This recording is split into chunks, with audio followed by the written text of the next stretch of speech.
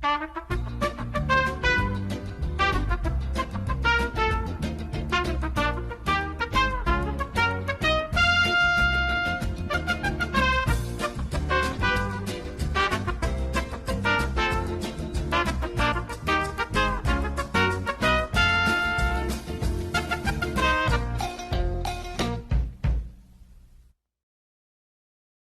much time?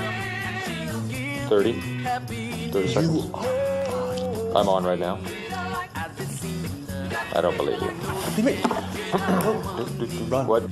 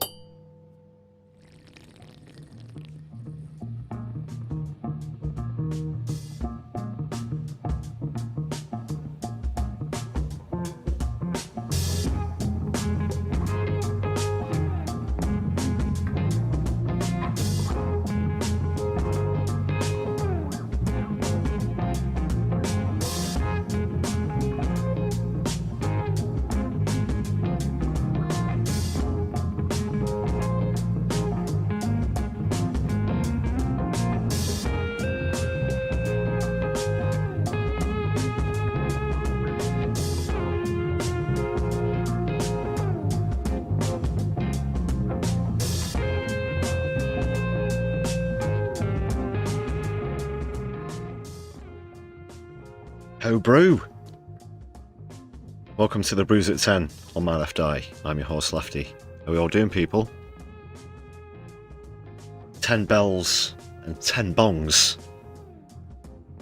Perhaps not the same sort that Andy Carter's referring to in the chat.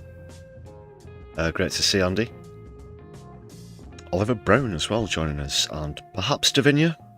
Maybe watching back later, but if you are watching back later, a belated hello from the past. JK just jumping in as well. Awesome stuff. Yes, this is the Brews at 10. The channel's sporadic weekday streams hosted by yours truly, your humble host Lefty. Please do hit thumbs up as you join us on stream, everybody. Hit the share button. All of those supportive things, that'd be fantastic.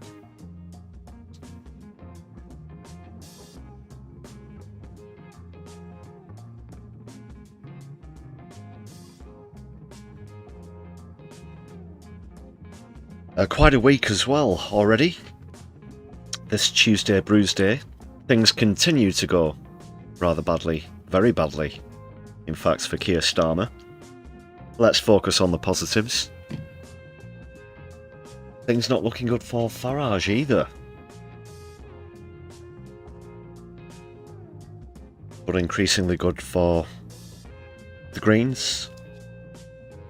Looks like even your party might be starting to get things together soon. Very close to their election, the leadership election, that is.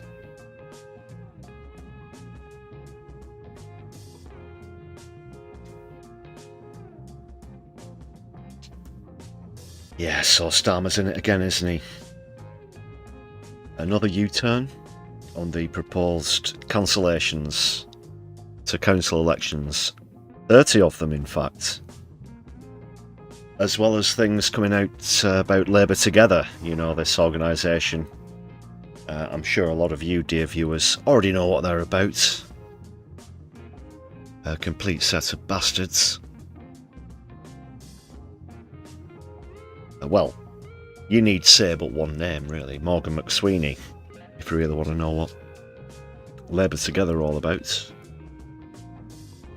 So a little bit about that, as well as further embarrassment. Keir Starmer.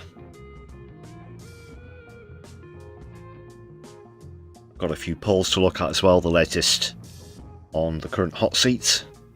That is Gorton and Denton in the by-election, which is just days away now.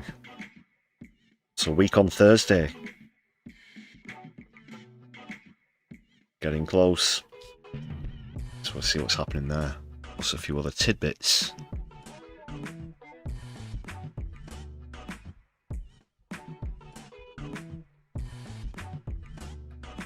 I'm going to kick off by saying thank you very much to all of the members on the channel. You'll notice at the top of your screens on the Sunday live stream we surpassed the 200 mark, now on 202. That's fantastic. The first time we breached the 200 mark as well. So we're getting very close now to the 250. Incredible. Thank you very much, everybody. Other ways you can support the stream, well, I've already mentioned, hit the thumbs up button. However, please lend me your ears if you're watching on a tablet or a mobile device. Please hit the thumbs up button. Underneath you might see a little window appear asking if you want to gift hype points to some content on the channel.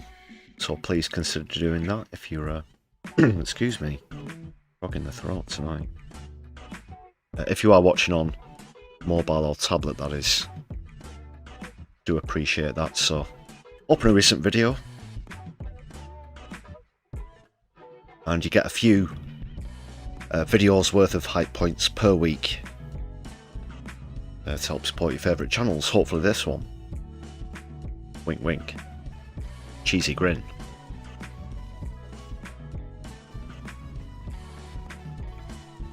Super chats also open super stickers if you're watching live, super thanks if you're watching later. And there's a buy me a coffee page in the description of any content on the channel.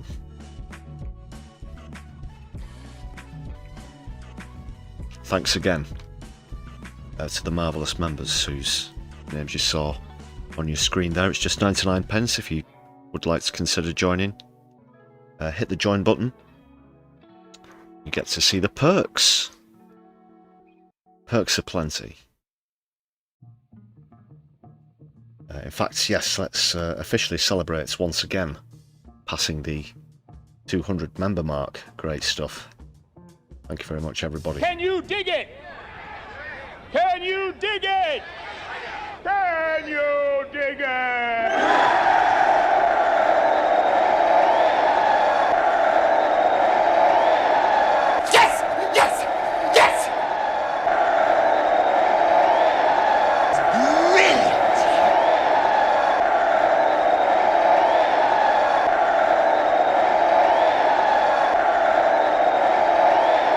Have you had enough, Nazi, or do you want some more?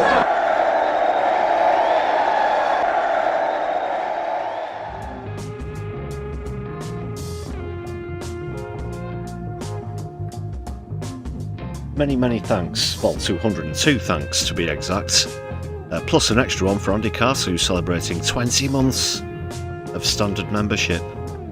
Wow, I didn't realise we'd been doing the streams for that long. I knew that we were around 18 months-ish. That's great though.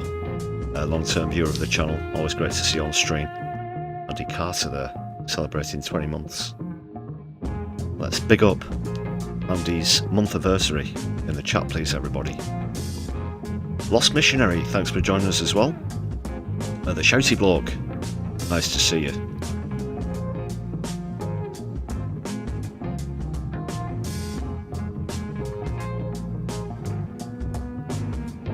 Just have a bit of a scroll up, hope I've not missed any other notifications. No, we're all good.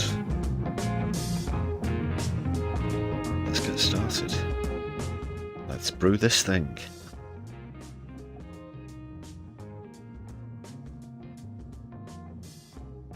Well, we'll kick off with bad news for Keith.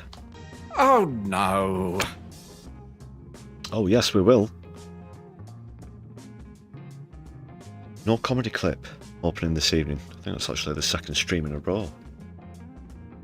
Are working on some original content where that's concerned. No spoilers.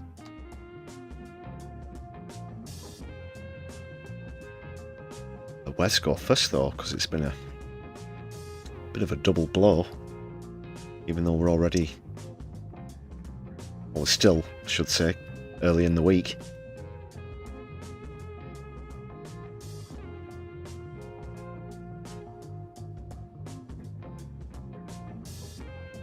I think, yeah, we'll go with this because it's a vid. Don't want to pick up with an article. Let's have something a bit more visual. And get on with proceedings. On with it. Yes, get on with it!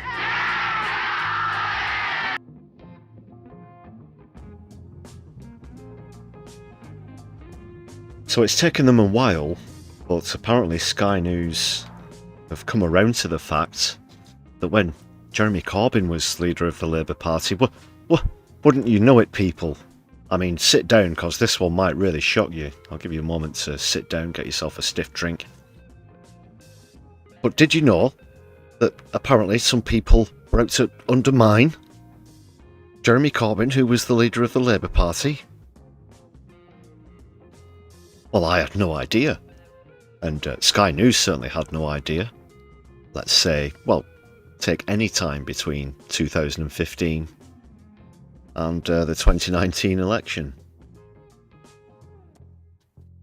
But now, because they've actually come into all this themselves, they've had moments of clarity, a moment of realisation, an epiphany of sorts, and actually realised that there's this group called Labour Together, and people like Morgan McSweeney, who are, how did they put it? A right fucking rum lot, is what they said. So, I've got a bit of a snippet about this, but it's just very interesting, isn't it? Very interesting that a mainstream channel will play the mainstream narrative for so long, that is regarding Corbyn and Starmer. And now here we are, all of a sudden, just because it's in their interests, they will acknowledge the coup that happened in Labour because of people like Labour Together.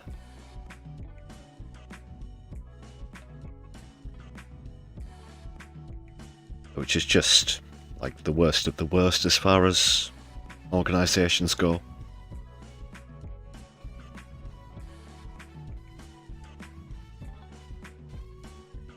Yeah, so before they had no idea, you know, it must have just been Corbyn's fault alone and his policies that were rejected in the 2019 election. And yeah, it must have just meant that obviously the country don't like socialist policies whatsoever. He wasn't undermined by his own party. He didn't have the mainstream media, including Sky, against him at the time.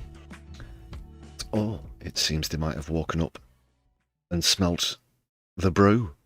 Now, Keir Starmer has confirmed today that the Cabinet Office is investigating a Cabinet Office minister. Yes, you heard that right. Josh Simons, I should say, is the minister in question. He used to head up a think tank called Labour Together. It's claimed he commissioned a report that investigated the background of a journalist and led to accusations that it was part of a smear campaign against the media. Well, for more on this, I've been speaking to our political correspondent, Alex Rogers. Alex, a lot of people probably won't have heard of Labour Together, but I think it's hard to think of a think tank that has more like influence and power in this country. Can you just tell us a bit about what it actually does? It's a bit late, isn't it? It's 2026. This might have been okay, let's say, sometime between 2017 and 2019. Blimey, what's this? Someone going to the chip shop? In chat. Starmer wants peas, yeah. Oh dear. It's Tim the Enchanter, actually. And Tim the... Well, I see what you mean. Yeah, great stuff. John Cleese. There are some who call me Tim. Yeah, as you say, Ali, this is a highly influential internal Labour think tank that was set up by Labour figures many years ago. But Morgan McSweeney, the Prime Minister's now departed Chief of Staff, he led it for a number of years. And really, what he did with it was he helped propel Sir Keir Starmer to Downing Street. But before that, he really tried to reshape the Labour Party's identity following the 2019 general election defeat, which Morgan McSweeney and others close to him blamed on the left. So it was really a vehicle for crushing the left. Oh, so they're and propelling. Yeah, just play this bit again. Sorry. Pause too early. It's just unbelievable that now. Oh, we did a bit of research. Sorry that it's 6 years after the fact. Well, 6 years and a few months. Not quite 7 years, but God. In general. I've got conflicted feelings about this. Obviously, it's good that this is now being said, but this is one of those things that we've been aware of for far too long, and obviously where those elections are concerned, it's so far after the fact that it's meaningless. It's, anybody with a lick of sense already knows these things. Election defeat, which Morgan McSweeney and others close to him blamed on the left. So it was really a vehicle for crushing. So they blamed the left. It wasn't the left's fault. It wasn't socialism's fault. Sky News are aware of that now. But then just this bit about what their actual motive was, their actual remit. What are they all about? Crushing the left and propelling the left. A more moderate figure like Sir Keir Starmer at the height of the Labour Party. And there you go. And getting Keir Starmer in. It was as clear as day. Painted a very clear picture there about what happened. They called us crazy back in the day when we said that was happening, and obviously there's still the scam, the AS scam, was still in full swing, of course. And now it's almost insulting to admit that they're aware of it now. Keir Starmer. But now they've gone after a couple of Sky journalists. A couple of Sky journalists are in the crosshairs this time. And that's why Sky News are so concerned. That's what they're going to get on to now. Might not have even been Prime Minister, but tell us a bit about what these actual allegations now are. So the allegations are that when Morgan McSweeney stood down and Josh Simons, the Labour MP for Makerfield and now a Cabinet Office Minister, took over. I should quickly say, people will probably recognise him because he has been on this show a lot of times and he's now a Cabinet Office Minister. Yeah, he's quite an outspoken MP. He's been on our show many times, as you say. But yes, he's in hot water because the allegations are that he commissioned a PR firm called APCO to investigate the backgrounds and motivations of two political journalists at the Sunday Times. Sunday Times, not Sky journalists. Apologies to the Sunday Times. Not that it forgives anything on Labour Together. Labour Together's part. Sorry, I'm still in the middle of drinking my tea whilst I'm trying to talk. Let's keep those things separate from now on. What the Sunday Times had done is they'd reported that Labour Together had failed to declare more than £700,000 in donations. So APCO looked into the backgrounds of these two journalists and came up with some information that the newspaper says is completely false, that they had links with Russia or were maybe even relying on emails hacked by the Kremlin. So there's a lot of anger now that Labour Together are kind of conducting a smear campaign against two leading political journalists. Now, Keir Starmer's... Well, that was fairly well explained there from this lady, sorry I don't know her name, in the Julie Andrews cosplay. But just, what do you think about that, people? Yes, it reveals all, but these are things that most of us have known for some time. That is the reputation of Labour Together, the things that they've gotten up to in the past. But as for here and now, let's focus on the positives.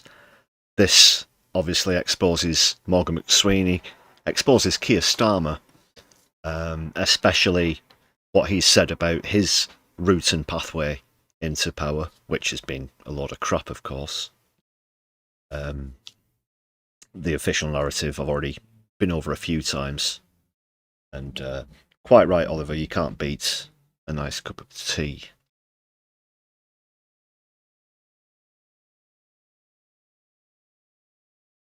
So there's that, and then there's this. The the U-turn on council elections. Just bring up this article quickly. This story came out yesterday. Just get the music back up as well. So after a legal challenge, Mr. Former Director of Public Prosecutions. Don't talk to me about the bloody law. I'm the former Director of Public Bloody Prosecutions. He's been forced into a U-turn. Another embarrassing U-turn. Because with the expectation being that things aren't going to go well at all for him in May's elections, the fewer number of seats up for grabs, the better.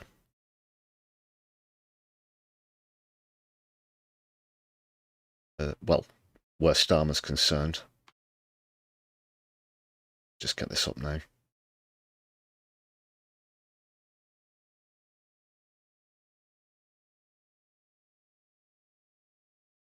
Because he's quite the chicken, you know.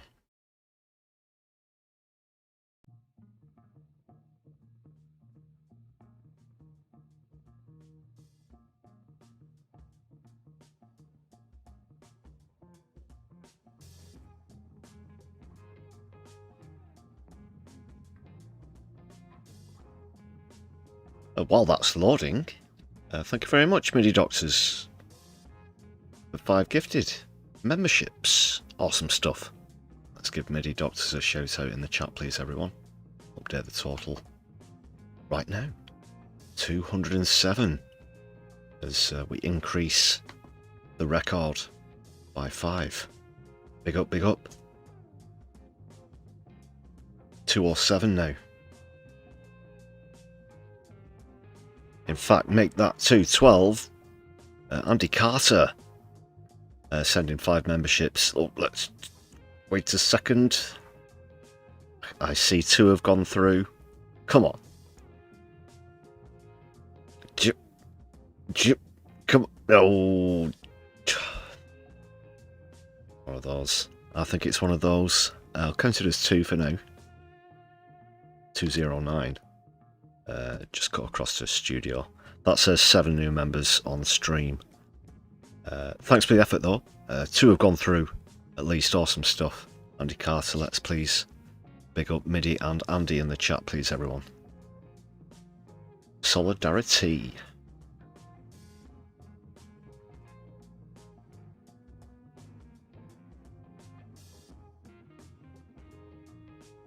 Yes! Yes! Yes!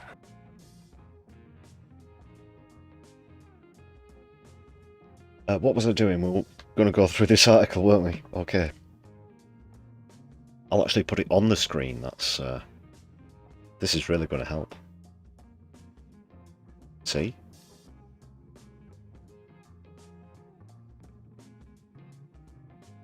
According to this Beeb article, the worst isn't over.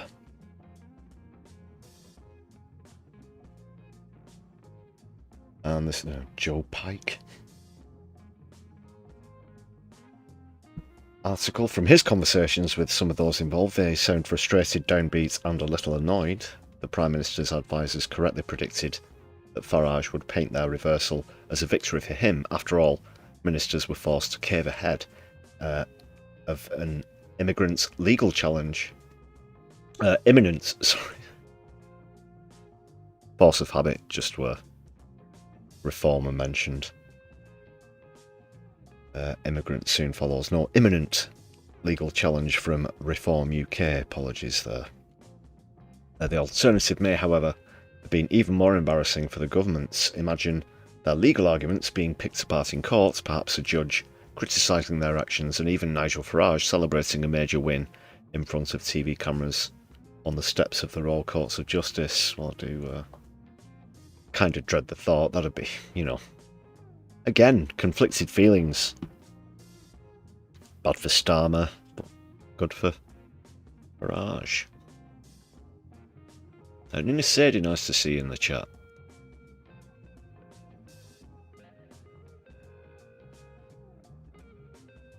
Yeah, so essentially they said initially, that is Labour, that democracy is too expensive, didn't they? Oh, you can't go having this democracy, it will be expensive and distract from all of this and all that. And there was outrage at the time. But no. It's been a legal challenge. And unfortunately, because it was sort of instigated by Reform, they think that they've got the bragging rights, although it could have been pointed out by anyone, let's be honest.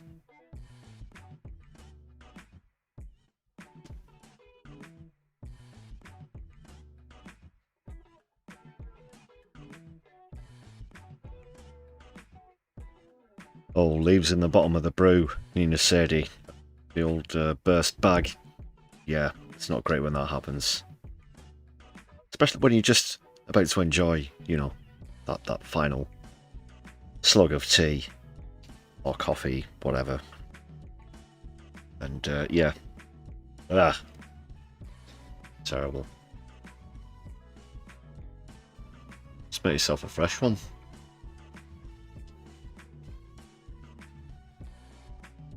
Sorry, that's distracting me from another point that I was going to make there. But I'd love to know your thoughts on this, of course, in chat. So don't forget, if you're not subscribed and you're watching now, please hit subscribe, and then you can join others in the chat.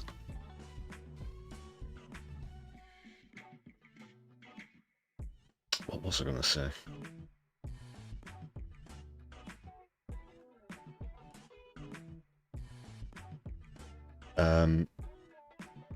I think it was something to do with legal stuff.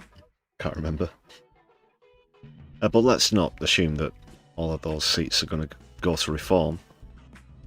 A good many councils are going to go Green this May. Let's be positive. Let's be honest as well.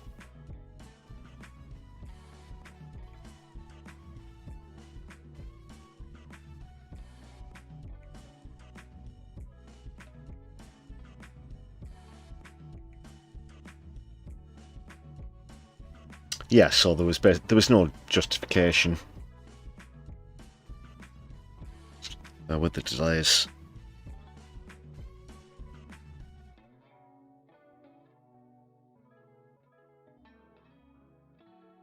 Just going to move on now, because we do have a fair chunk to get through. I'm sure it'll be pointed out as well at the time. When we do get to those elections in May. Well, there is a list out, those councils. Be interesting to see where they go. Could be 30 potential hot seats right there, people.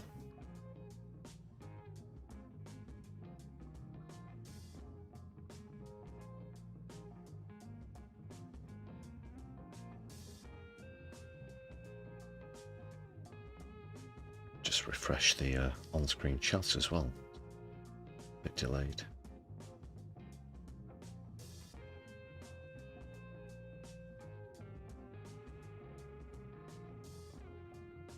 Speaking of hot seats, we will get on to Gorton and Denson a bit further into the stream. But for now, people, unfortunately, we have quite a sombre moment. What can you say? Unfortunately, today received the news of an obituary. Great civil rights and human rights campaigner, Jesse Jackson, a legend in American politics as well as having a very, very rich and varied career, passed away today after a long illness. I'm going to take a look actually at Democracy Now! I'm sure a lot of you will already know Democracy Now! their piece on this. Didn't really have time to watch it myself, so earlier on, so we'll watch it together here on stream. Because it's always good stuff from Democracy Now! I recommend you go and subscribe. Great overview of international politics from a socialist perspective as well. And been a great outlet for, well, decades now. So let's see their tribute to the late Jesse Jackson, who passed away sadly earlier today. We begin today's show looking at the life and legacy of the towering civil rights icon, Reverend Jesse Jackson. He died earlier today at the age of 84. In the 1960s, Jackson worked closely with Dr. Martin Luther King Jr. in the Southern Christian Leadership Conference. Jackson was with King when King was assassinated in Memphis on April 4th, 1968. So, you know, if you want to say that on your CV, I know it's a bit of a morbid kind of thing, but, oh, so you're into civil rights, are you? Oh, yeah. All right, well, go on then. What sort of stuff have you done? It's like I was literally stood next to Martin Luther King when he was assassinated. Not by James Earl Ray, by someone else. But nonetheless, still stood at his side, as you can see those pictures there taken just moments before Martin Luther King's assassination. The Lorraine Motel. Jackson. Another interesting thing as well, I'm not sure if this will come up in this article, so I'll just mention this now. He pointed out before that Martin Luther King was 39 when he was assassinated, so was Malcolm X, but he seemed to think that there was something about famous figures in the civil rights movement not making it to 40. He said, I'm paraphrasing probably, but they weren't built or made to make it past 40, and when he got to 40, he decided that he was obviously going to try and make up for time that other great people had lost and carry on to work his hardest, but it's just a bit of a coincidence there with the ages. But yeah, I mean, that probably sums it up the best in terms of how involved he was. He was with Martin Luther King Jr. when he was assassinated. You can't really say better than that, can you? And later moved to Chicago, where he founded Operation PUSH, People United to Serve Humanity. He also founded the National Rainbow Coalition. In 1984 and 1988, Jackson ran two groundbreaking presidential campaigns. In 1988, he received about 7 million votes. As a presidential candidate, he pushed for cutting the Pentagon budget while increasing domestic spending on education, housing, and health care. That's not bad. That's not bad. 7 million votes. Yeah, pretty good going as well. Considering when it was at the time. This is obviously pre-Obama, and a lot of people would have said that the thought of having a non-white president was raving lunatics' wildest dream, you know. But there were 7 million votes as well, from a lot of different communities, as well as I'm sure you'll hear in this article. Jackson was also involved in international campaigns, from the anti-apartheid struggle in South Africa to supporting Palestinian self-determination. Yasser Arafat there. Reverend Jackson was hospitalized in November for treatment of a rare and particularly severe neurodegenerative condition, progressive supranuclear palsy, PS. And that's a great shame as well, for such a great mind to have to suffer such an illness. Yeah, but what a fine innings. Surviving through until his 80s. Still very sad though, to see him spend his final years in that fashion. But you can see from the crowds here just how he inspired people, and he's left the world a better place than he found it because of his actions, and that's something that everybody would love to be able to say. whenever their time comes. But what a monumental guy. SP. In a statement, Reverend Jackson's family said, quote, "Our father was a servant leader, not only to our family, but to the oppressed, the voiceless, and the overlooked around the world. His unwavering belief in justice, equality, and love uplifted millions, and we ask you to honor his memory by continuing the fight for the values he lived by," they said.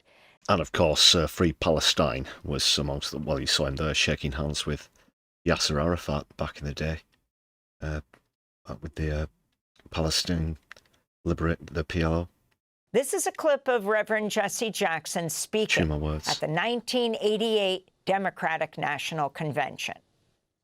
Recording, just to be clear, this wasn't on C-SPAN. This wasn't last night. What was it? 20th of July, 1988. Reverend Jesse Jackson speaking at the Democratic National Convention in 1988 when he ran for president for the second time. Jesse Jackson was born in Greenville, South Carolina, October 8, 1941. As a college student in North Carolina, Jackson became involved in the civil rights movement. By the mid-'60s, he was a close aide to Martin Luther King Jr. and became national director of Operation Breadbasket, a campaign run by the SCLC, the Southern Christian Leadership Conference. Yep. Over the past 30 years, the Reverend Jesse Jackson was a regular guest on Democracy Now!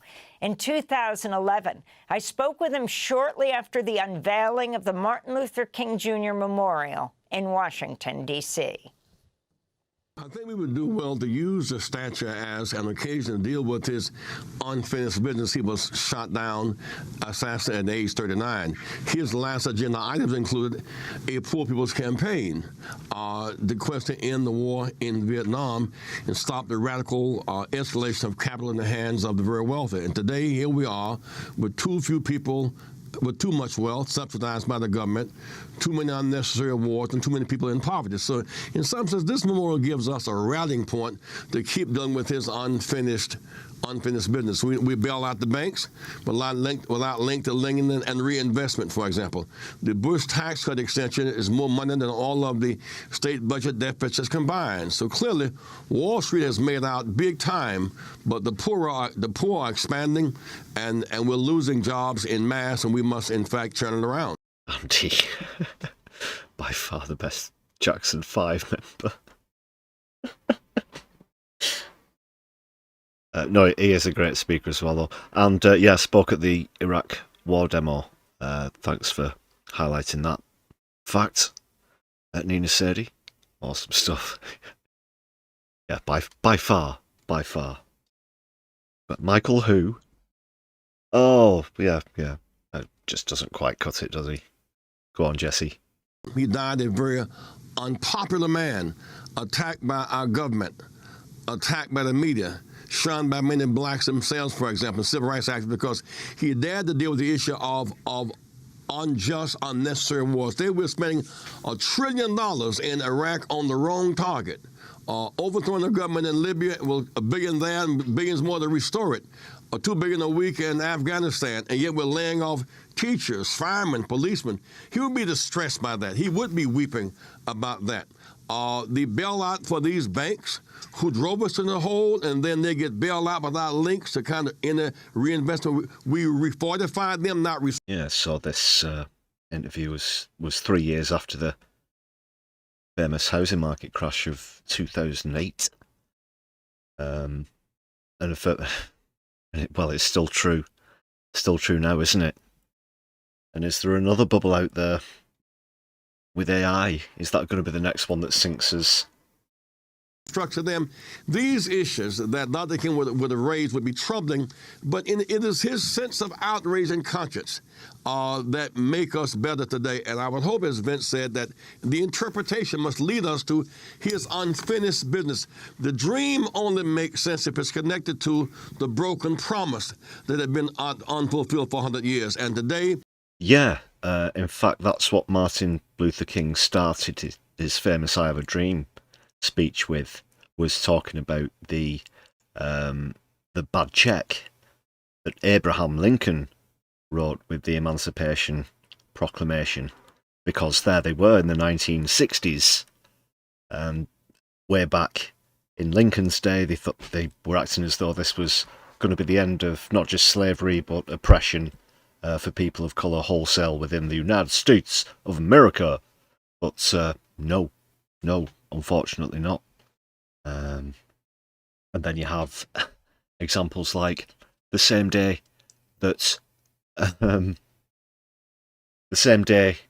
certain racist organisations were banned, the National Rifle Association was founded, and that's just another one of history's little coincidences there. But yeah, it's very important to highlight that just because you make a promise and stand up and make a fine speech, as Abraham Lincoln did many a time, it is up to governments and, of course, citizens to follow through on that promise, and ultimately racism is still something that we have to fight against this day, unfortunately, but the fight never ends, and one day we will all be united and free if we continue to fight, and you've got to believe in that. You do. And well, just listening to Jesse speaking here can only inspire us further, I think. The dream is to put every American back to work. That means reinvesting in the common people bottom up. We're cutting public transportation, denying access to jobs, resegregating. Our schools are most segregated. The biggest growth industry in most states is the jail industrial complex. So he would see me raising troubling questions of conscience. So I would see this monument as an opportunity to raise issues of jobs and peace and justice. The late Reverend Jesse Jackson, speaking on Democracy Now! In 2011. He died earlier today at the age of 84. In 2008, Reverend Jackson appeared on Democracy Now! Just after Barack Obama won the Iowa caucus.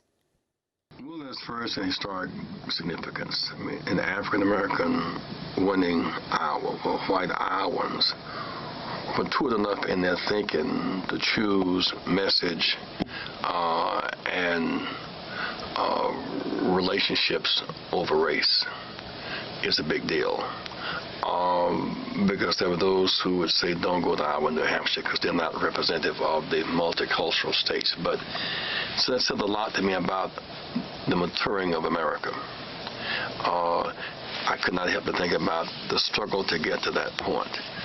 Many journalists think it came down from the sky and it started, in Boston. But this journey from the 54th Supreme Court decision to end legal apartheid in this country.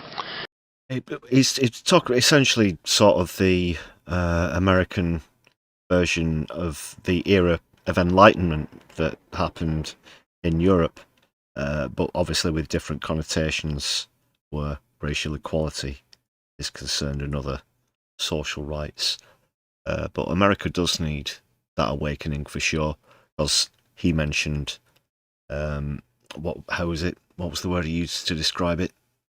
But it's certainly been dumbed down a lot lately, which obviously Trump being the nucleus, the epicenter of that, but as well, generally on the whole, with all of the MAGA culture and everything that's going on.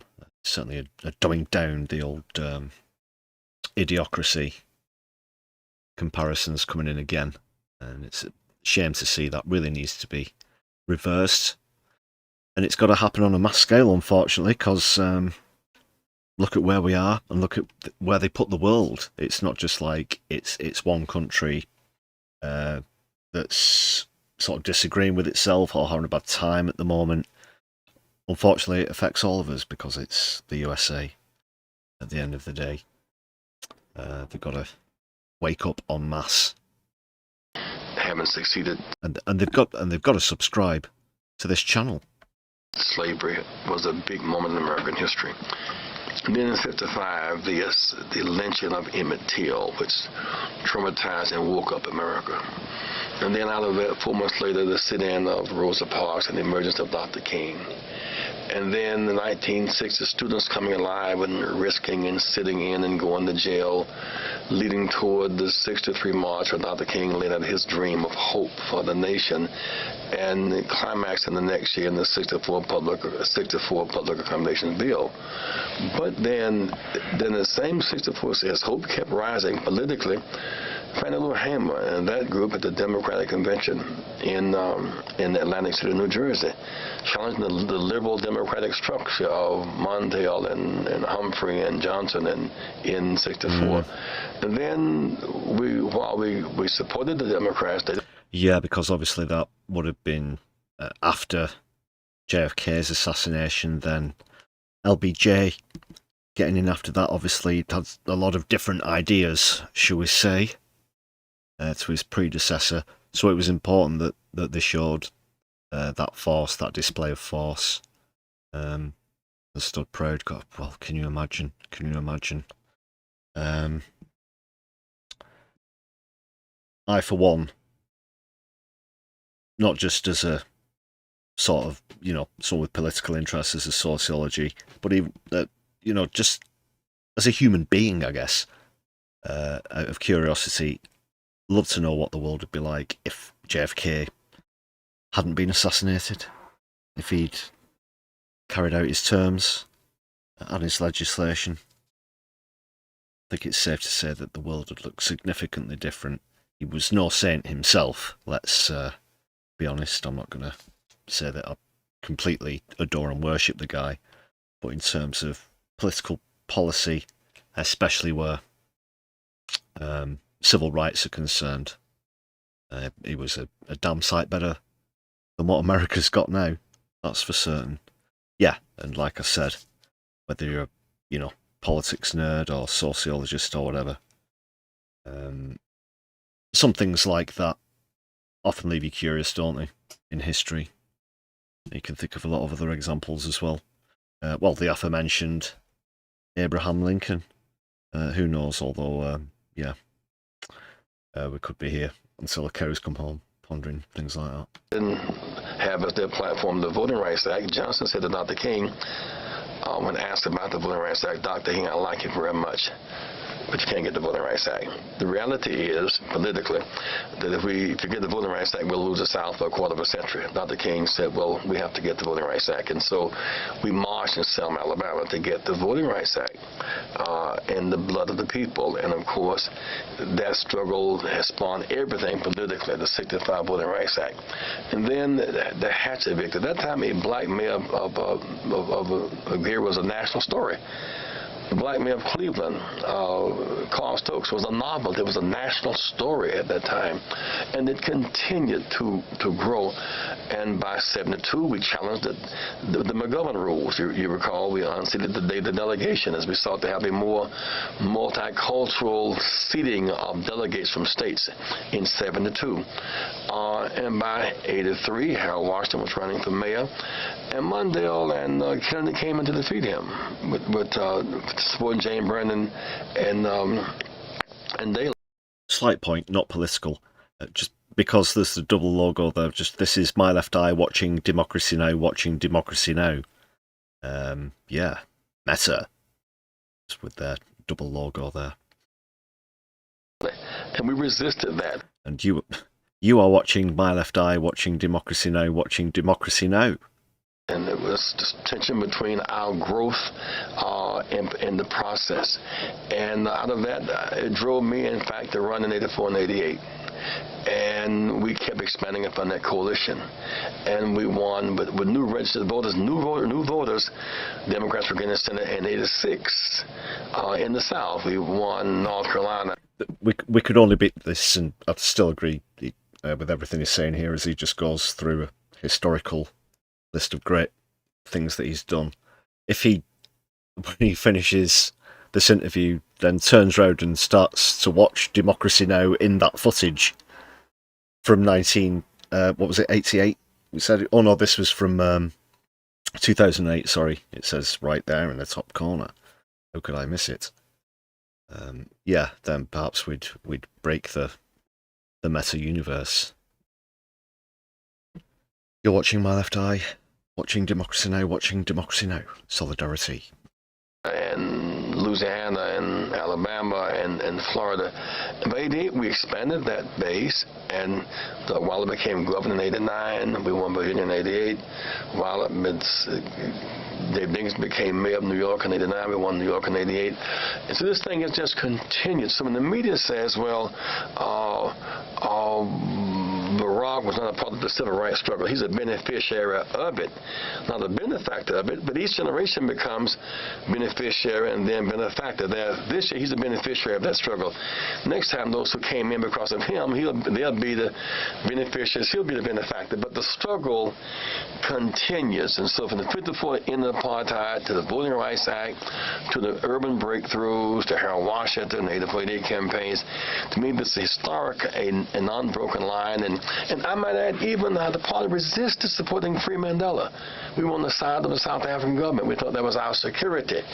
So I think it's a great moment for American democracy. That's the late Reverend Jesse Jackson speaking in 2008 on Democracy Now! It was on a Sunday after his radio show in his studio, and I had begun by asking whether he supported Senator Obama for president, even though he had not publicly endorsed his campaign. To see all our interviews with the late Reverend Jesse Jackson, you can go to democracynow.org. Thanks for watching. And I'd recommend that, yeah, democracynow.org. Get over there. They're also YouTubers as well. Great alternative media for decades now. I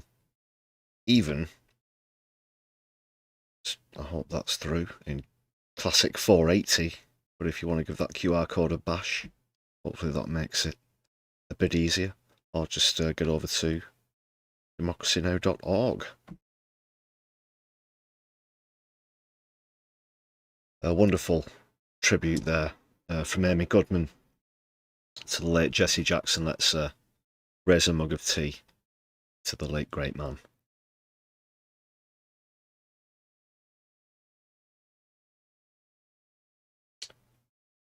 Never see his like again.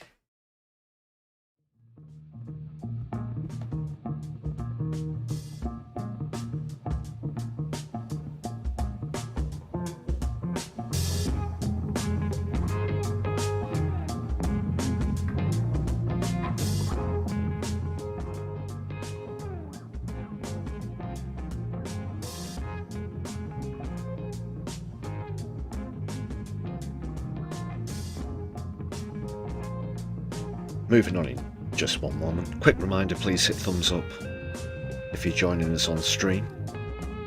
No poll tonight for me to remind you about. But I will remind you that there's a new-ish feature on YouTube. Height points, if you're watching on mobile or tablet, please open one of our recent videos, hit the thumbs up button, and it might give you the option, depending on which country you're in, to give some height points towards the channel, which gives it a bit of a boost on the algorithm, and your points refresh every week, so do consider using them for My Left Eye. Can you dig it? Can you dig it? Can you dig it?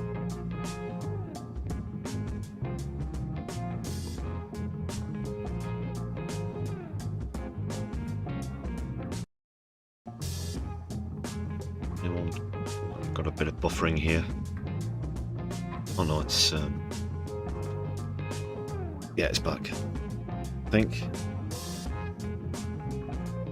No complaints in the chat yet, so I'll carry on anyway.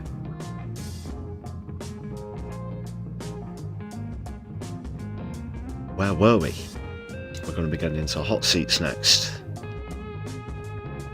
Gorton and Denson. Socialists. Oh my God.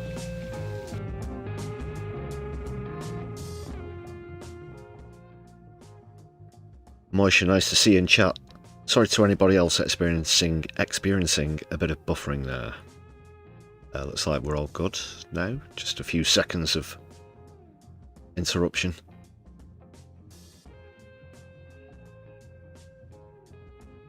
So yes, Gorton and Denson.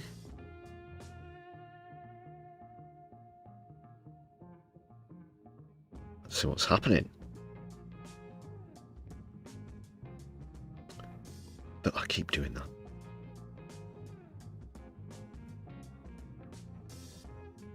That'll do.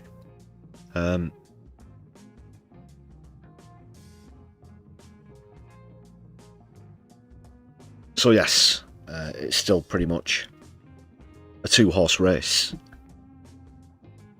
Get on to the latest odds and things from the bookmakers shortly, including a couple of interesting polls as well.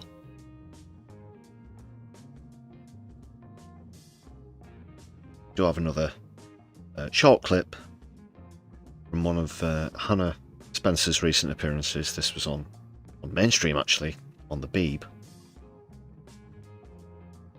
But just another reason, I think, why she's making such a good impression on the doorstep, as well as being from the constituency, not from over 150 miles away, well over 150 miles away.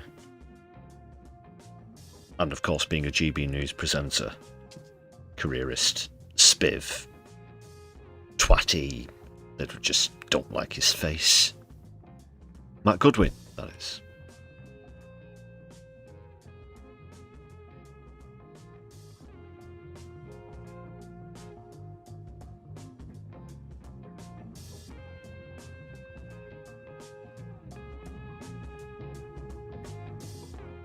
Yeah, so there's only, 9 days to go now.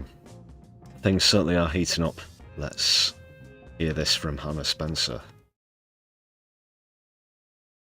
It's understandable that people are angry about the current immigration system. I'm really angry about it. I don't like seeing my taxes be spent on a system that is costing us £6 million a day to put people in hotels. That is unfair when your kids can't get on the housing ladder. But it's unfair for the people who've come here, who want to work, who've got skills, and we've got a skills shortage in some areas. We're not letting people work. There is divisive politics from reform that is making our immigrant neighbours and our immigrant communities really scared. But this has been started as well by Keir Starmer, calling us an island of strangers. And yet I know the communities that I've lived in that are very, very varied across Gorton and Denton, we're not an island of strangers. We're people who get along with each other, and we muddle along and we look after each other and we work hard, and that should get you a nice life. And at the moment it doesn't, because our... Yeah, and the obviously the Stop the Gangs thing as well. And I feel the same way about the whole thing, you know. The whole reason it's about boats, and you keep... It's boats, boats, boats, boats, boats, small boats, however many boats you want. It's because all of the normal channels have been closed, or were closed, by the Tories. Labour aren't going to reopen them, because then all you're going to hear from Farage, whoever is, oh look, Starmer's letting even more of them in. It's always them, you know, the third person. Well, they are human beings, you know. They are people seeking refuge, seeking asylum. A lot of them have been through probably more than most people in this country have as well. And it's appalling, yeah. And 6 million a day, it's not right. It just goes to show total mismanagement from successive governments. Starmer just wants to perpetuate that, wants to imitate reform.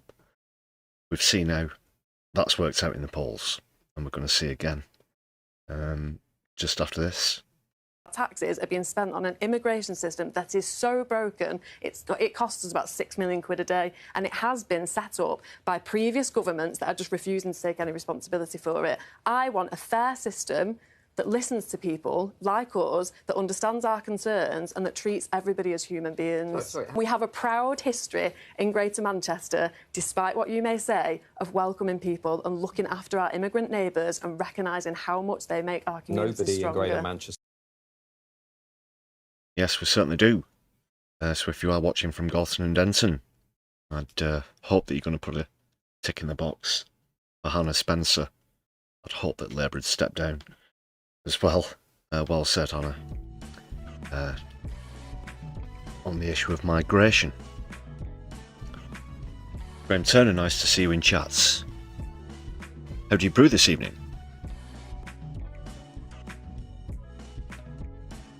Moisha, don't worry if you're sort of a bit in and out.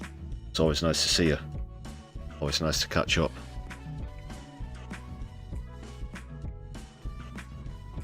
Moisha's a PAL action victor, by the way. Great success in court last week, as we saw. Whoop whoop. Awesome stuff.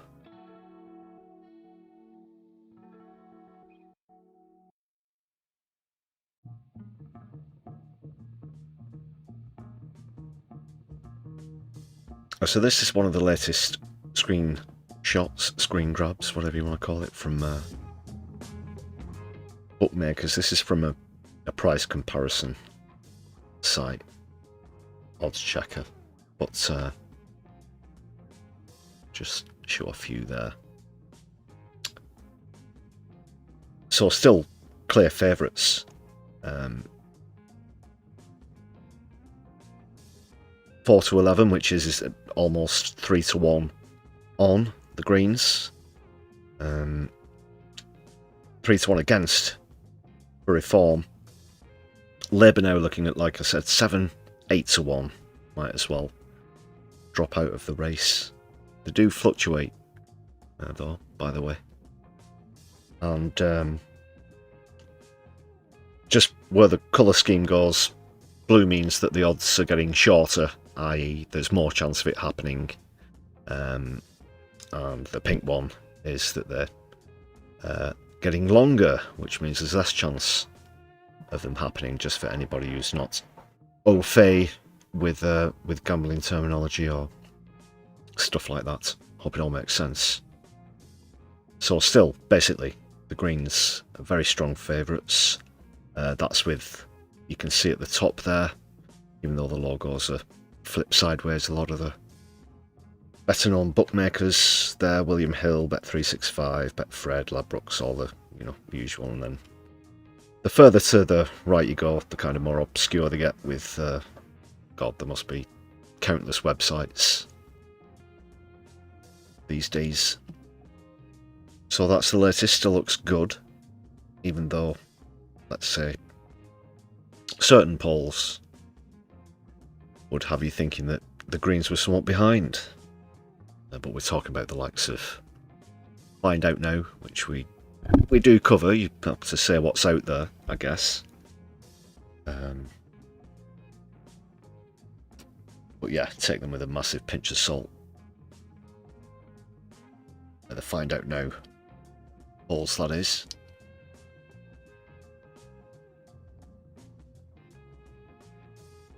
That said, we are actually going to take another look at another one after this,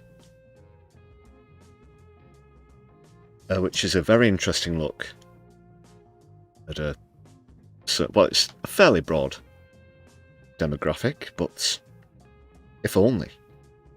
If only.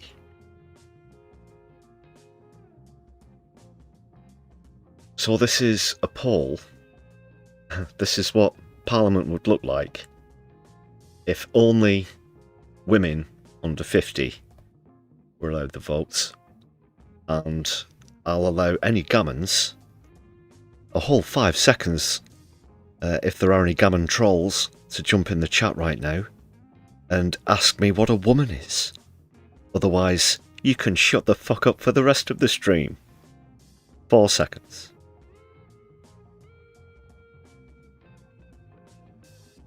Unlucky. Retroactive questions will not be addressed.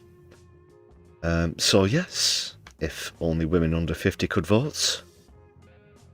Look at that! Look at that!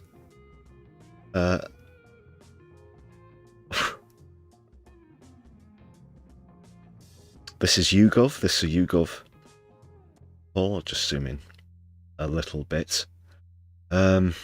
Oh God, I've never really studied like politics or sociology or anything, but I guess looking at this, it's a bit unclear. No clear majority there, is there really? We need a recount. Yeah, definitely a recount on this one. Wow. So let's, you can see it there with the illustration at the top. The Greens, obviously, with a massive supermajority there. But let's see the actual numbers itself. So the Greens would gain 478 seats, leaving them with 482. That's it. Right, okay. So, every man and woman over 50. I order to temporarily vacate the country, temporarily. Yes, you will become migrants. But look at that. Labour would be down to 84 seats. That's 320 down. Tories down 108. Lib Dem down 20. Plaid Cymru would unfortunately suffer a loss of 1 seat. The SNP would gain 9. Just 9, actually. Though they're... it's suggested they'll get more than that in other polls. And others, independents, etc. Who else are you going to throw in there? Obviously, there are Irish parties. Sinn Féin, DUP,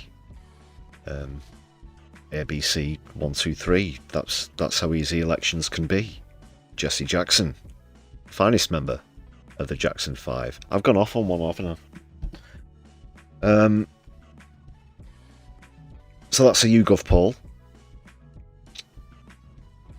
3/5. Yes, 3/5 of Parliament. You know, that's almost 60%. No, bang on. Yeah. You'd take that, wouldn't you? At the next election, you'd take the hand off. And Reform would be left with just 2 seats as well, by the way, for anybody. Yeah, you'd take that all day, really, wouldn't you? Wow. Wow.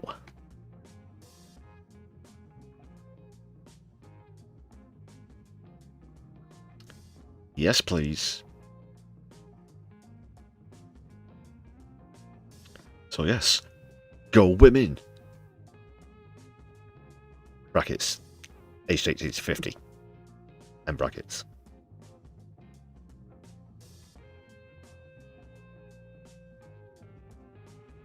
But we have, I'm sure I've definitely seen, and I'm sure that we've shared on other streams as well, that the Greens are the most popular with males under 50 as well, just not by such a huge margin.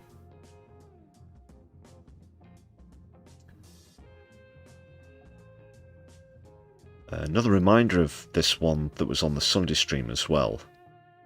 It is, find out now, however, but it just suggests this split on the far right that we were talking about. Rupert Law, just 4 days ago, brought out a new party called Restore. Said very little, except that he wants to get rid of millions of people, without saying how or where they're going to go. Any further detail, obviously, hugely Eurosceptic. He used to be an MEP. Before that, he was actually chairman of Southampton Football Club as well. Not that really comes into politics. But this now brings the Green Party within 5% of Reform, so just a 2.5% swing there between Reform and the Greens would leave them level. It might have put the cat amongst the pigeons. Even, let's be honest, this is the first week, the first announcement. It could be purely hyperbolic.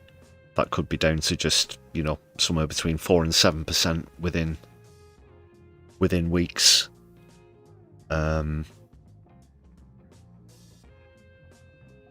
it seems a strange thing to say again, but it can only be a good thing, because you've certainly got to throw the Tories into the right-wing voters, but obviously Labour now as well, of course, and Lib Dem, though Lib Dem not as extreme as Reform or this new Restore party, and which is, you know, Reform, Restore, Renew, refresh. I don't know. Control Alt Delete. I don't know what's going to be next with the R's. What's with the R's? Oh yeah, of course. They're huge fans of Stephen Flynn. That must be why. They just want more R's in Parliament, because then there's more chance of hearing Stephen Flynn mention them. Restore. Didn't really do him. Just remove, yeah. Yes, not just in name, but in nature. But I wouldn't put it past some numpty to go that far. Where the xenophobia, where immigration's concerned. Yeah, I've removed to remove. That's what I'm voting for. I won't be surprised. These are certainly dystopian times we're in here, people.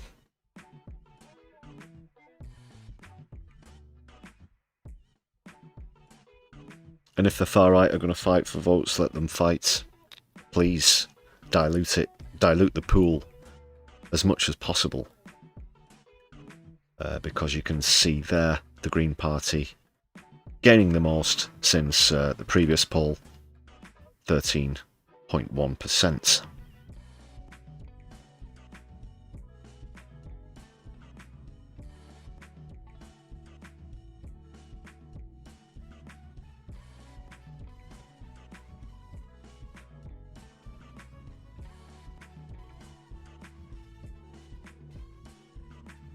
More on hot seats to come. Like I said, hopefully we're going to be catching up with canvassers over in Gorton and Denton, this being a Manchester-based channel, of course, this weekend, this Saturday.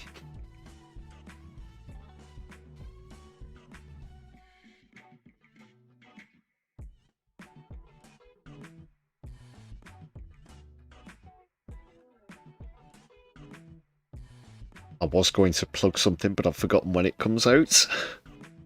Turn Left, Curtis Daly and the gang have done a mini documentary following Hannah Spencer around on the campaign trail. Thursday, it comes out on Thursday, I believe, on YouTube.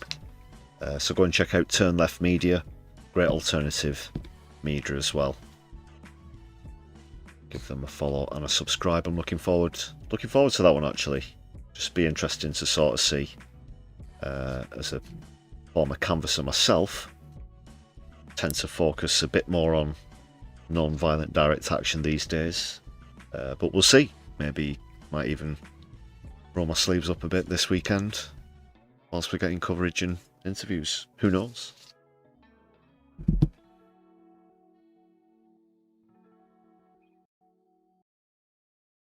Yeah, we'll see. Sorry, I'm just reading chat at the same time I'm trying to talk. Oh, it will definitely be swarming. I think there were 400 canvassers out for the Greens last Saturday. I do know a few local residents, I have to be honest as well. And they're going out. They're really up for this.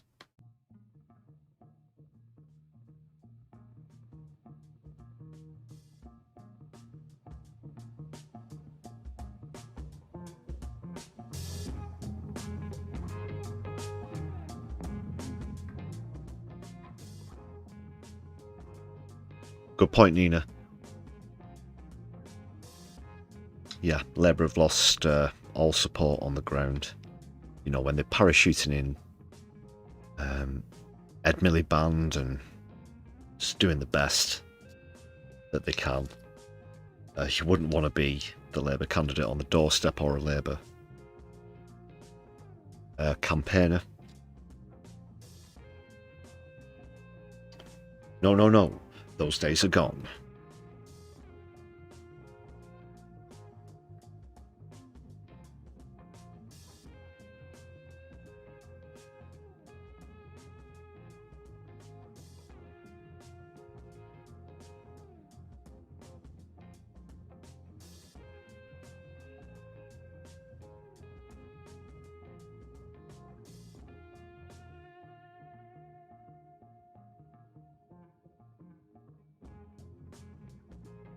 Okay. Gonna move on now.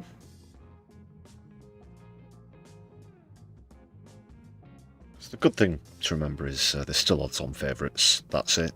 Jurassic Park. But it's not over till it's over.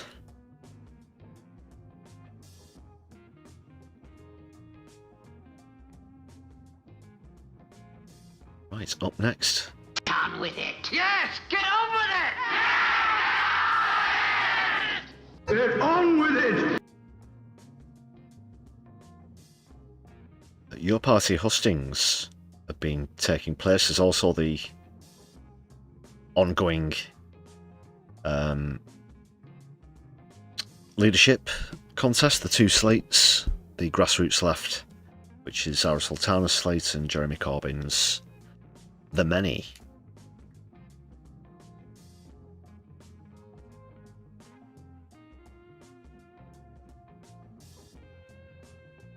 Moisha, am I sticking with your party now it's imploded?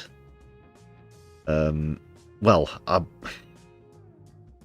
still hold hope. I'd still like to hope that something really significant can be formed out of this. The tact, should we say? Well, I'm going to be going into this with these videos I'm going to show you as well. Personally, I've not written them off. Whoever it is, whatever party it might be, as long as they've got decent policies, then I'll back them. And it'd be better to be spoilt for choice with socialist parties. But alas, in terms of major ones, we have but one at the moment. And that's only because Zach Polanski's really barged the Green Party to the left in terms of policy. But of course, still have huge admiration for Zara Sultana, for Jeremy Corbyn. It's kind of weird seeing them take each other on in rival slates. Not as weird as it was, or cringy, with those initial arguments and the boycotts at the conference back in November. But here we are. And in fact, things like this came up. They've released some of the meetings of the top people in the party having a discussion. I'm going to play Jeremy Corbyn's clip here. Excuse me. There was another one of Shocker Adam, you know, the guy who replaced Jonathan Ashworth in the Leicester South. Yeah, Leicester South seats. Shared similar sentiments about the distraction of these internal arguments, and they've just got to get rid of them for the greater good. They'll go into, well, Corbyn's going to go into them in a bit more detail as well. But just prior to seeing Shocker Adams' video, I came across another one. Unfortunately, it's one of those.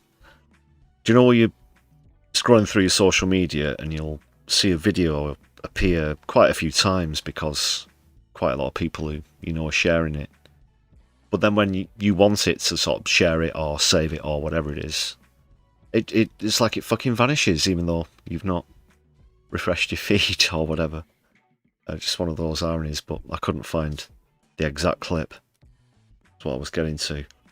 And I'm pretty sure that they knew that they were going to be releasing these meetings as well, which is one of the bizarre things about it, because, like I said, I do have a huge ton of admiration for Zara Sultana. But again, in this meeting, they had some open questions, I think, from members. I'm not sure if any non-members were allowed in on the meeting, but certainly members. One of them asked a perfectly reasonable question, which was, and again I might be paraphrasing, but just asking how your party can appeal to a broader base instead of their members and what is perceived as core voters. And she sort of went, didn't go off on one, but the tone in her response as well, perhaps wasn't the best, because it was almost as if she was either strongly criticising someone or strongly defending an accusation. Do you know that way that she has of doing that, which is great to watch when she's really laying into someone, but the words are coming at 100 miles an hour, and she's relentless. But it really had heavy factional vibes to it. It really did. And yes, I know that she represents one slate against the other, and whilst this is going on, there are rivalries within the party. But it was almost like she was having a go at the person who asked the question. And again, knowing that those meetings were going to be broadcast, it was a little cringe, I do have to say. But then Shocker Adam reeled it in and said, now look, these little spats over, the minutiae and whatnot have to end. And essentially he was boiling it down to a more pragmatic than idealist approach, which I think is a perfectly reasonable thing to point out, and Jeremy Corbyn also pointed it out, as you're going to see in this brief clip here. And we'll be looking back on these days with probably misty memories, because we want our party in 5 years' time to be present in every community around the country, to be open to the needs of every community around the country, and be a very important voice nationwide, which is why I'm keen on us immediately setting up solely from our members policy commissions on disability, on education, on economic issues, and many others. And we also need to change the public debate into one of social justice, one of public ownership and sustainability, and a global policy for peace. That will be how we will defeat the far right in our society. That will be how we'll mobilize people to understand that communities win when communities win together. And our party has got to be outward looking, outward growing, outward organised, and not obsessed with internal debate. That will not attract members, not attract support, and not win us those community campaigns which lead on to electoral victories. Yeah, I have to agree with that. And I've not really had any, I've not stated any preference thus far, but I guess I'll openly say, sorry, I don't know why my throat's so raspy tonight.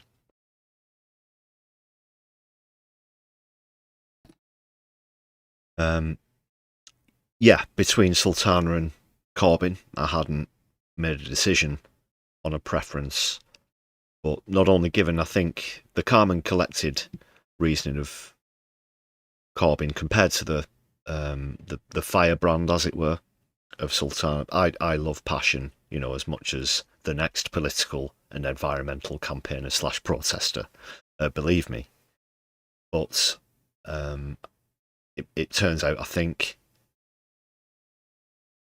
looking back since your party began and all of these arguments that have happened, I would have to say that Corbyn, in his calm and collected manner, has turned out to be right about most of, his side of those arguments as well.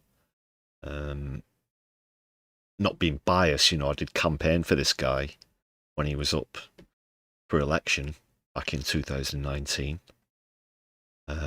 And obviously, he's got a much longer career than Zara Sultana, who was elected. It's kind of strange, even though Labour lost 60 seats in that election, they did gain Zara Sultana. And Corbyn's career obviously way precedes her. So there's a lot more information, a lot more ways to sort of gauge what they're like as a politician. And if I was a Your Party member, just bearing in mind I'm neither Your Party or Greens member, I personally would be leaning towards Corbyn and the many slates at this moment in time. Don't know how you're feeling about that. One of the other things that's come across as perhaps a bit churlish and snide was two things. There was it's still not been officially, no one's officially taken the blame for that grassroots left statement that came out last week. Do you remember the one? Since then, as well, though, they've tried to put this Labour 2.0 moniker onto the many slate, which is, of course, far, far from the truth. I think that what they're trying to imply with that is that via how the many slate want to allow people to join the party and perhaps get positions within the party is too open to, shall we say, bad faith actors and infiltrators, the same way as happened in Labour. I'd like to think that that's what it's about, and not that they're implying that people like Jeremy Corbyn are the same as people who are still in Labour now, because with the exception of as many people as you can count on one hand, that's certainly not true. That's certainly not true. You can't compare Jeremy Corbyn to the likes of Lisa Nandy, SL. So, well put from Jeremy. And this is just another one from one of the local hustings that they had recently. Thought it was worth sharing with you, and it also is going to take us into the latest in Gaza, Palestine, and I do have some positive news for you people. So yeah, why not treat yourself to a biscuit with your next brew after we've heard Jeremy Corbyn giving a great oration about Zionism and the evils held within. And we'll be looking back on these days with... No, that's the same clip, Phil. The Zionism one. Zed. Yes, Zed for Zionism. Zionism is what drives the Israeli government to think that it can reoccupy and maintain control of Gaza. It is a philosophy which says they can take over the whole of the Middle East. It is perfectly correct to be critical and in opposition to Zionism, at the same time to oppose any other form of racism like anti-Semitism or any other. They are not the same thing. Being critical of Israel is not anti-Semitic. Being critical of Israel is being critical of human rights abuse and bombardment and the killing of Palestinians. And that, of course, we will continue to be. But we are absolutely opposed to anti-Semitism in any form. And indeed, all the Palestinian marches I've been on have had an enormous number of Jewish people on those marches who will not tolerate all of that. And indeed, I work with many people in my own constituency on exactly that. I work with the Jewish Socialist Group and others to achieve that. And I hope those groups will come in and work with us in your party.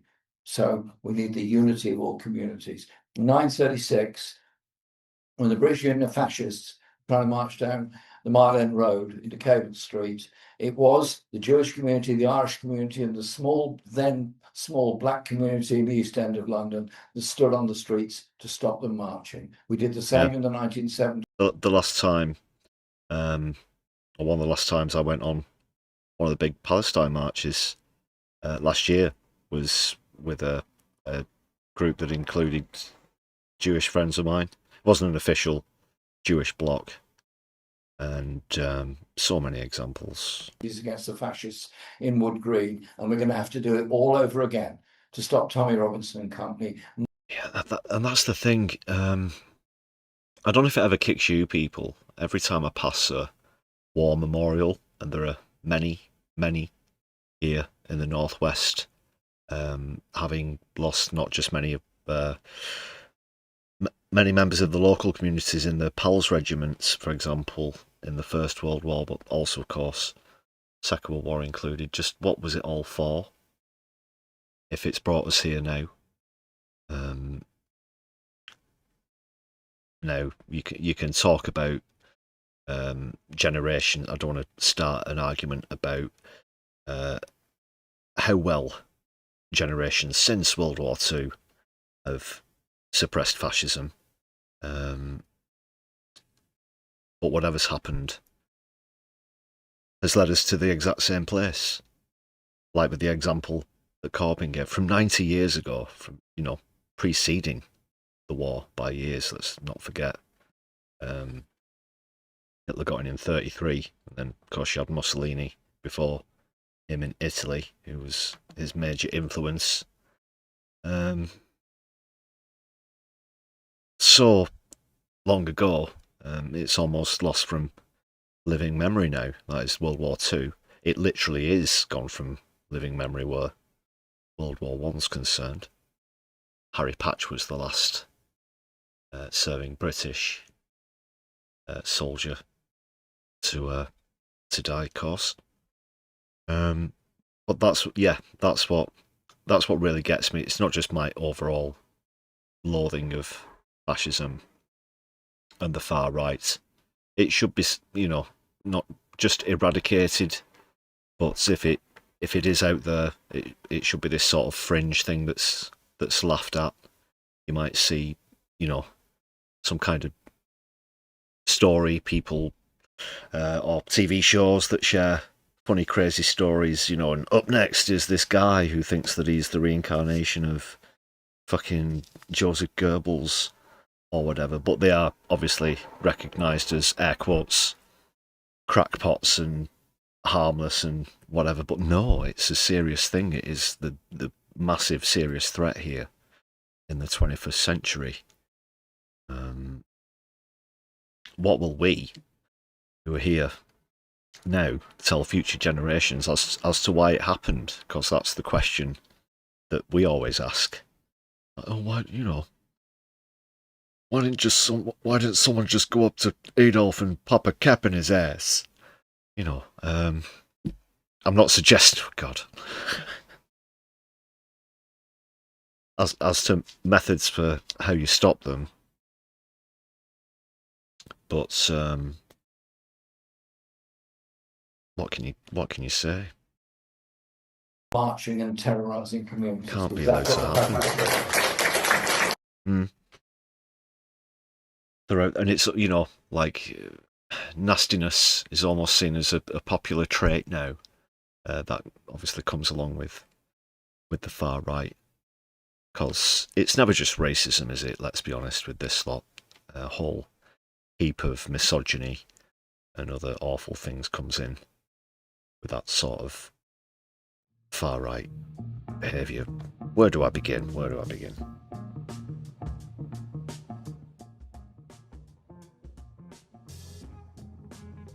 Yeah, those words, lest we forget. Yeah. We, that is collectively society, forgot.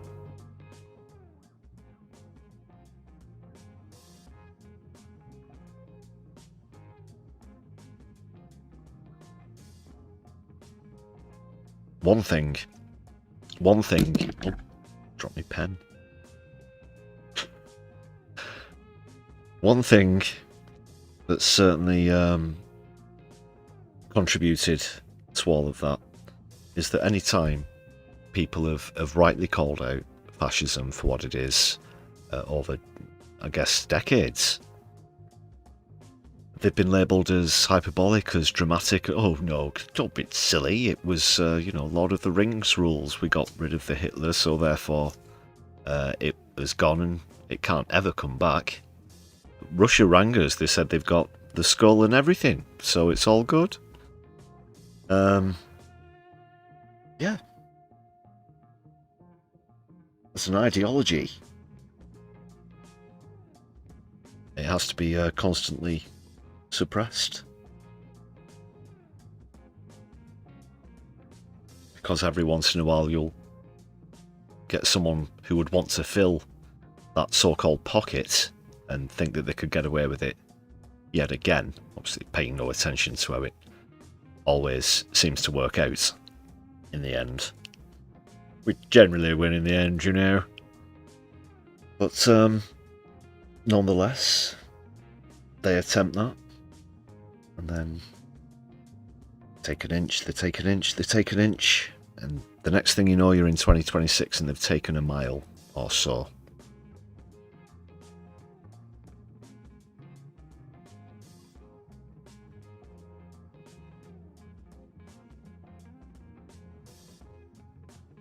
So, from fascism in the broader sense to specifically fascist Zionism, we do have some good news.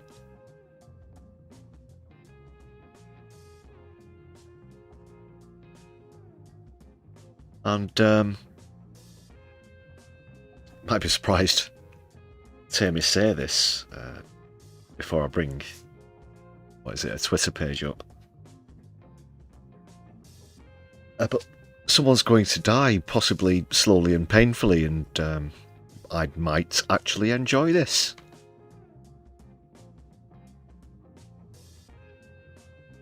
Because if this is true,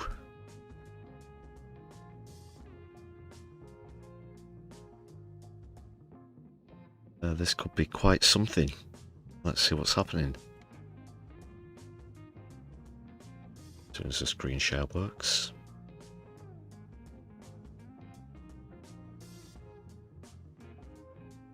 Come on, you know you want to. You love it.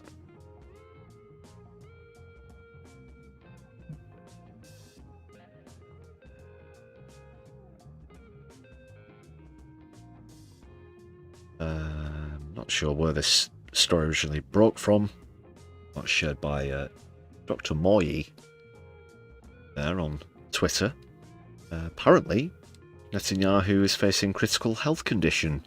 He has blood cancer diagnosed yesterday and has also been battling with chronic prostate cancer.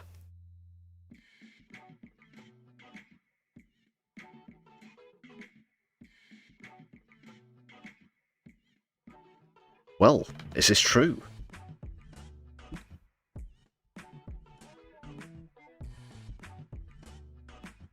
Let's see, I don't use grok, but has anyone done the honours?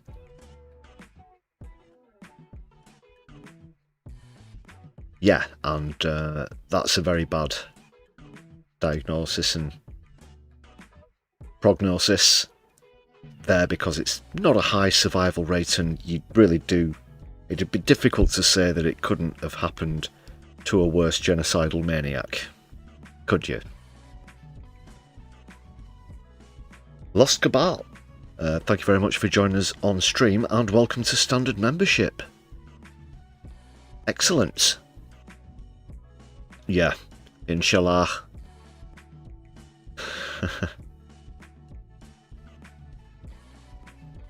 Let's update the total.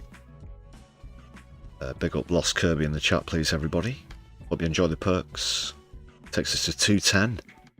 Continue to edge into new territory. 210. It was about that.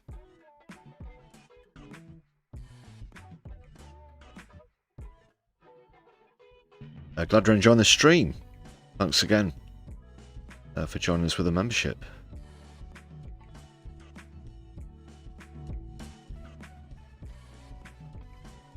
Well, this is certainly, I can't remember the last time we had something so positive to report about on the matter, of course, of Palestine and the ongoing genocide.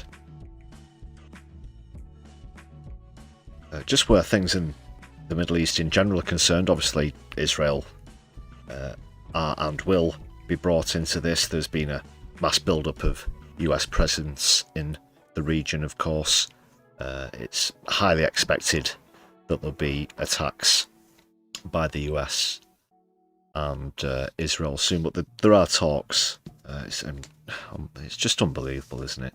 The country with the second most nuclear weapons in the world is turning around to a country with none. As it now, you can't have any of those nuclear weapons now. Goodness knows what you'd do with them. We're the United States of America. Not only have we overthrown all these governments, illegally invaded others? We're participating in war crimes in Palestine. We're also the only nation that historically has actually fired a nuclear weapon at another nation. But you can't have them because you're the bad guys. Really does beg a belief.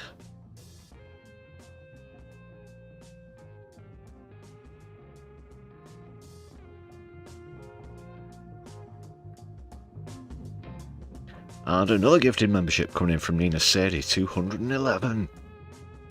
We are getting close now, people. Incredible. Please. Big up Nina Sadie in the chat. That has gone through, has it? Who's the recipient? Oh. We'd be on 2,000 by now if it wasn't for, you know, this fault that sometimes seems to crop up. Unfortunately, it's out of our hands. Sometimes the memberships bounce back. So I still have 8 registered. I'm going to have to check, yeah. What do we start with? Yeah, we're on 202, weren't we? And there's 8 that have registered. Thank you very much for the effort, though. I think we should still show some appreciation in the chat for the effort, everybody. They weren't to know.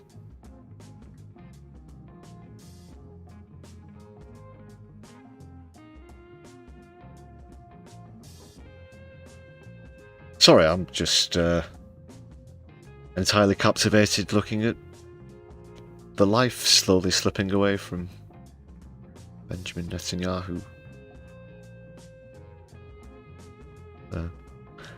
Okay. Not in a psycho looking outside of a window whilst there's lightning kind of way. Like he does. Get that fascist bastard off my screen.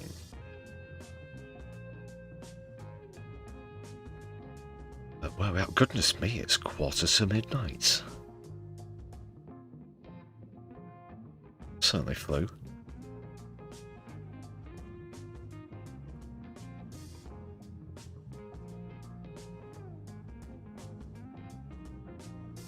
I'm hoping that's a real picture of him. Yeah, unconfirmed, but some reports coming out as well. However, this guy, being this guy, you wouldn't put it past him to try and I think I brought this up on social media, you wouldn't put it past him to try and avoid court appearances, for example, on account of ill health. Because that absolute piece of crap will try and use any tactic in the book to avoid justice, that's for sure, right to the end. But let's hope that there is an end, and it ends in a prison cell.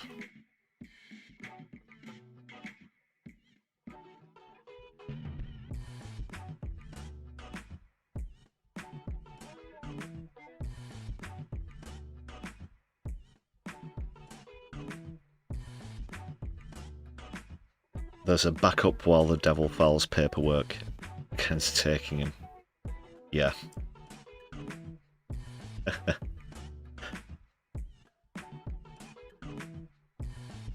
So this case is going to be put back again. Thanks to, oh, it's Satan. And not the good one from the album covers, the bad one, the bad Satan. No, the really bad one. The one that is still fictional nonetheless, but is somewhat of a symbol of pure evil. Quoted as saying, God, this Netanyahu's a bit of a prick, isn't he? It's even worse than I am.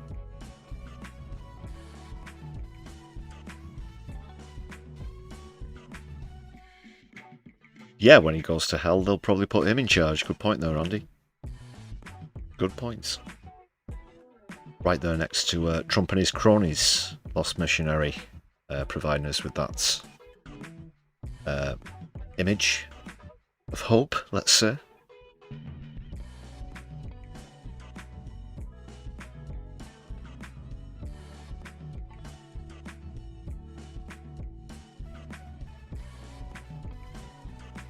He'll have to get past Peter Mandelson, of course, to get to the throne. That'll be a shit fight, but a fight nonetheless.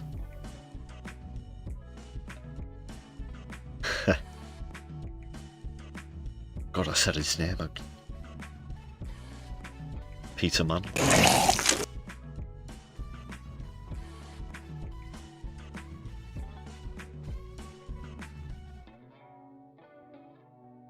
Right, people. Having just picked up some new members, thanks again for that, as well as the frustratingly unsuccessful efforts. It will be my pleasure to update the latest members roster. Maybe someone else here might want to do it. I'll remember to do it for a change. Anyway, thanks again, everybody. However you help to support the channel, whether it's a thumbs up on this stream, perhaps you've hyped some of our recent content as well. Please look out for that new feature on your mobiles and tablets. Mobile devices. Cellular telephone. There's also super stickers, super chats if you're watching live, super thanks if you're watching back later on a Buy Me a Coffee page in the description of any content. Take your pick. Just look in the description and it's there for Buy Me a Coffee page. All contributions thoroughly appreciated.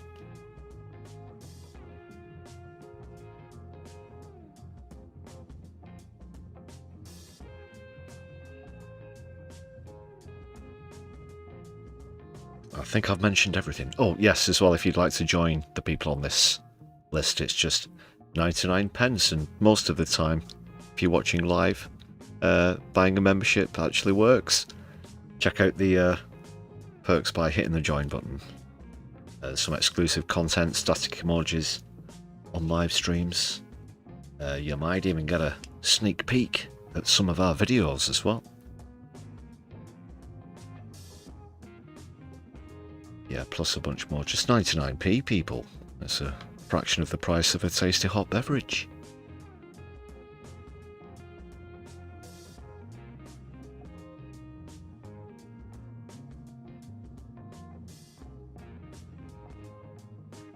Hang around though, people, just before we bring things to a close. Gonna see if anybody's live and available for a raid. Now that we've got a few night owls amongst our viewers, so just try and set up some more quality content.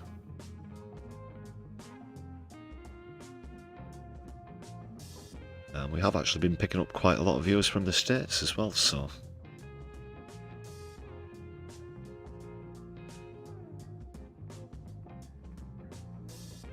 and we do have a double billing again from Kevin Logan and No Justice. We'll go to No Justice this evening because we went to Kevin on Sunday's stream. I'm sure you're all, or most of you, are familiar with both. Excellent channels, in fact winners of this channel's Alternative Media Award in the My Lefty Awards 2025. Very first awards that we've had on this channel. Awesome stuff. Shout out Helena at No Justice MTG, Kevin Logan at Ploppy111.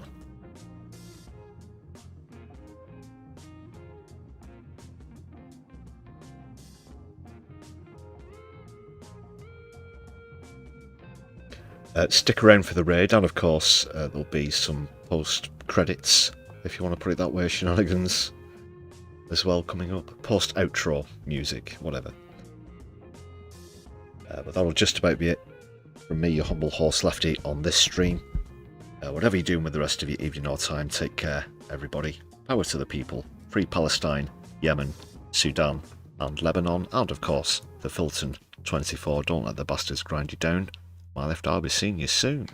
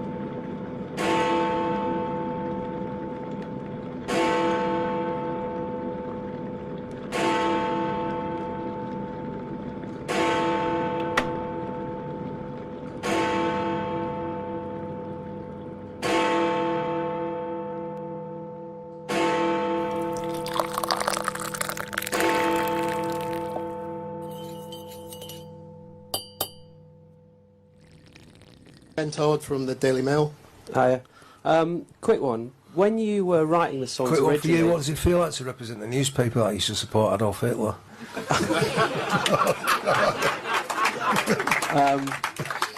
Who supports the banker Kabbalists that are ruining the world? I'm not going to go into that at the moment. Well, I am. We'll have a chat about it another time. Did you vote Tory? No. No one ever votes Tory, did they? The door is open and you can leave.